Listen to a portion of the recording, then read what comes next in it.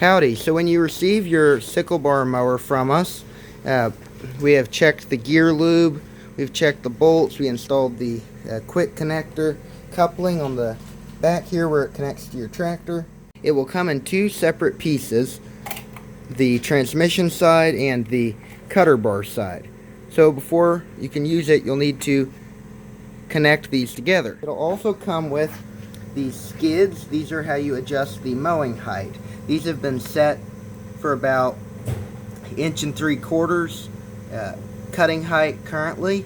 So when you get them, you can see there's these 4 bolts here. These will be used to install these onto the cutter bar. These 2 washers and nuts are what you're going to use to secure the transmission to the cutter bar. To install the transmission, you're going to just set it on these 2 bolts. This little roller here goes between right in there like that. Should roll nicely, have just a tad bit of play but not much. These washers go with the dome side up. You can see they're slightly cupped. I put them with that side down.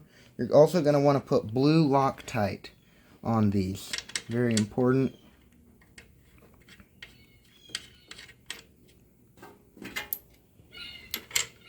I'm going to put nut on the other side. Then we're going to use a 7/8 inch wrench to just tighten these down. You're going to want them good and tight. If you have a torque wrench, you can torque them to 80 foot-pounds. Now we're going to install the skid. To install these skids, you're just going to set them right on here.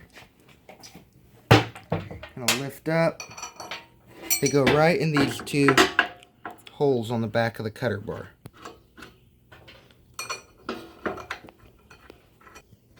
Once you get them started, you can use a 13mm ratchet.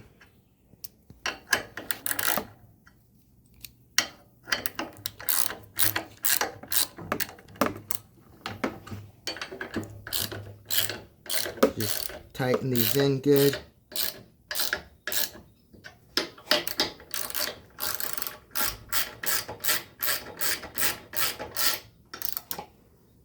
Same on these, you're going to want to use blue Loctite on those bolts. You're going to do the same thing for the other side and your sickle bar will be ready to use.